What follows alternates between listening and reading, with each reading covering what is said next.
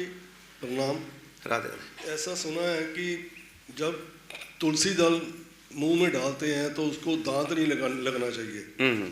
तो सब लोग, जहाँ कई लोग चाय बनाते हैं तो तुलसी तोड़ के उसमें डालते हैं, गर्म पानी में उबालते हैं और फिर बाद में वो जो पत्ती, चाय पत्ती होती है उसमें तुलसी के पत्ते भी होते हैं, वो डस्टबिन में डाल देते हैं। तो ये क्या दोष है, या मतलब ऐसा करना चाहिए कि नहीं करना चाहिए? ठीक है, आपके दो प्रश्न हैं। कई बार जब आप लगातार दो प्रश्न करते हैं तो एक का उत्तर हो जाता है, एक हम भूल ही जाते हैं। तो ऐसी स्थिति में जब हम एक का उत्तर देते हैं, दो अंश प्रश्नों के जब एक का उत्तर देते हैं तो तुरंत आप बीच में कह सकते हैं कि एक अंश और रह गया। जैसे कल की बात है, राधा रानी के दो रूप बताए और प्रश्न रह गया बीच में, खैर उसका भी उत्तर देंगे। तो आपके दो प्रश्न है एक साथ। तो पहला प्रश्न है कि दांतों से हम चबाते हैं, तो क्या ठीक है? देखो, शास्त्रों में लिखा हुआ है कि तुलसी को कभी भी शस्त्र नहीं लगाना चाहिए, मतलब तुलसी को तोड़े तो चाकू से नहीं, यहाँ तक कि नाखून भी नहीं टच करना, क्योंकि नाखून भी शस्त्र है, नाखून भी शस्त्र है और दांत भी शस्त्र है, समझे ना। तो शास्त्रों में जो लिखा हुआ है कि शस्त्र से नहीं तुलसी काटनी चाहिए, तो इसलिए दांतों को नहीं लगाया जाता है। और यदि वैज्ञानिकों की दृष्टि से देखा जाए तो तुलसी के अंदर पारे की मात्रा बहुत होती है, और पारा यदि दांतों को टच करेगा, कुछ समय तक लगा रह जाए, तो ऐसी स्थिति में दांतों को रोग लग जाता है। तो तुलसी में पारा अधिक है और उस पारे का दूध से रिएक्शन होता है, इसलिए तुलसी बिना तुलसी के भोग तो ठाकुर जी को लगता नहीं, तो इसलिए वहाँ तुलसी डालनी पड़ती है।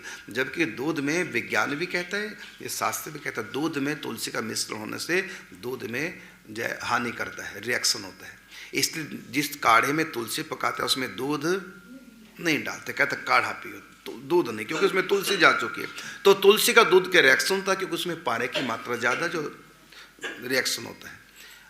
अब बिना तुलसी के भोग नहीं लगता, ऐसी स्थिति में क्या करें? तुलसी थोड़ी सी डालो, ज़्यादा ना डालो, थोड़ी डालो, क्योंकि बिना तुलसी के भोग नहीं लगता। तो इसलिए दांतों से काटते नहीं। फिर भी जब हम तुलसी लेते हैं तो दांतों में टच होता ही होता है, तो ऐसी स्थिति में आप एक कुल्ला पानी का करके घूट जाओ, जिससे कि दांतों में लगी ना रह जाए। और अब रही बात, ये तो एक सिंपल सा तरीका, कभी भी तुलसी लो तो उसको ऐसे से कर लो, गोल हो जाती है, निकल लो। यदि दांत भी कभी लग जाए तो ऐसी स्थिति में आप एक कुल्ला घूट करके, थोड़ा कुल्ला करके अंदर लेना, जिससे कि पारा लगा न रह जाए। ये आपका पहला प्रश्न। दूसरा प्रश्न है तुलसी को उबालना। जो तुलसी जी ठाकुर जी पे चढ़ जाती है उसको नहीं उबालते, उसको एज इट इज लेना चाहिए। यदि ज़्यादा तुलसी है, एज इट इज आप नहीं ले सकते, ऐसी स्थिति में धीरे धीरे वो सूख जाती है, उसको सुखा लो, उसका पाउडर बना लो। और जब भी आप पानी पे एक चुटकी, क्योंकि इसकी तासीर गर्म बहुत होती है, ज़्यादा तुलसी लेने से, ज़्यादा नीम ये गिलोय लेने से हमारा लीवर डैमेज होने का भी खतरा रहता है, क्योंकि तुलसी की जो है तासीर बहुत गर्म होती है, और गर्म चीज़ ज़्यादा खाने से लीवर खराब हो सकता है। इसलिए ज़्यादा तुलसी के काढ़े नहीं लेने चाहिए। हाँ, जब बीमार है तब ले लो, रूटीन में लेना है तो बहुत कम, 1 2 3 4, इससे ज़्यादा नहीं।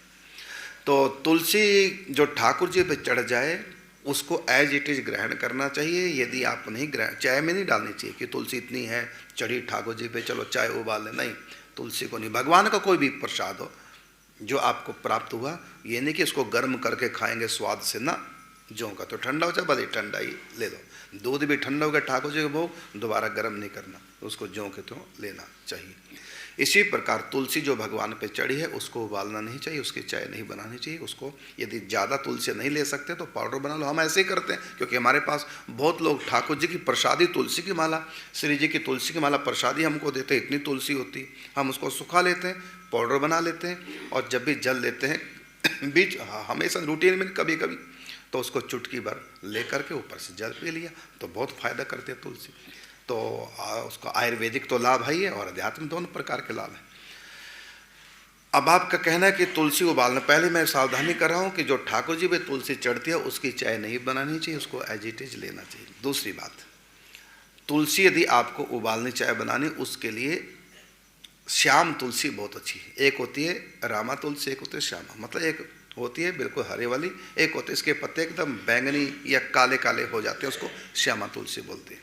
तो श्यामा तुलसी में औषधीय गुण ज़्यादा होते हैं, और ठाकुर जी प्रसन्न होते हैं रामा तुलसी से, और औषधीय गुण होते हैं श्यामा तुलसी। इसलिए आप एक तुलसी ऐसी रखें, जो एक दो तुलसी जो ठाकुर जी की सेवा में, वो गोरी तुलसी होती है, एक होती है काली तुलसी, उसको आप रखिए औषधि के रूप में। तो जिस तुलसी को आप सींचते हैं, जिस तुलसी से आप ठाकुर जी की सेवा करते हैं रामा तुलसी से, कोशिश कीजिए कि उस तुलसी से बचिए चाय बनाने के लिए, वो ठाकुर जी के लिए है। और एक तुलसी श्यामा तुलसी आप घर में लगाइए औषधि के लिए, तो आप उसमें तोड़ तोड़ के औषधि में प्रयोग कर सकते हैं।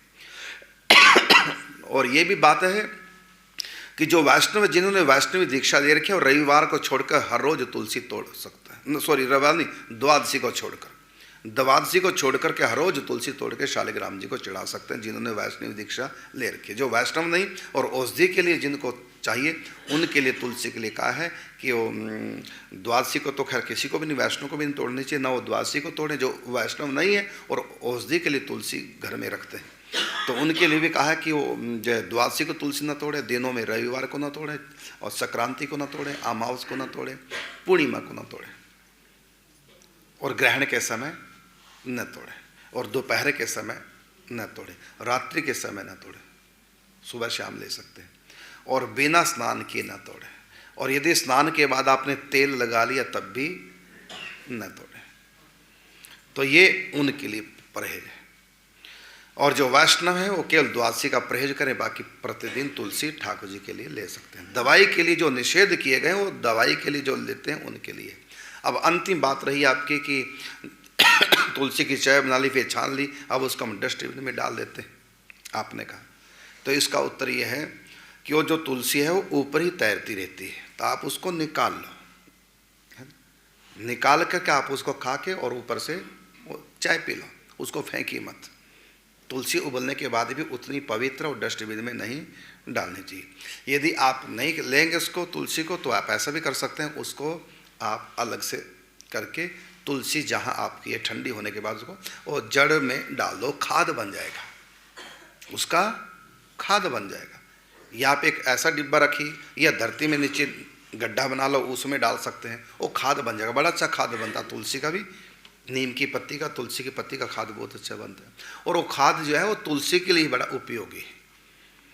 तो आप उस खाद को तुलसी की जड़ में डाल करके और तुलसी के पनपने के लिए बहुत अच्छा वो खाद रहता है।